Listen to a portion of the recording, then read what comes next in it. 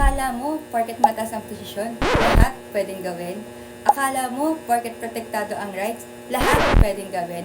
Very wrong ka dyan. Sa separation of powers, may kanya-kanyang trabaho ang executive, legislative, at judiciary. Pero kahit sila, limitado ang due process clause. Sa paggawa ng batas, hindi pwedeng bahala na style. Dapat hindi unfair or oppressive. Sa Pangulo, di siya pwedeng magtanggal ng empleyado ng walang due process. Example na lang ang case ng Antibay versus CIR. Sa Kongreso, di pwedeng ipasa basta-basta ang batas na tatamaan ang karapatan ng mamamayan.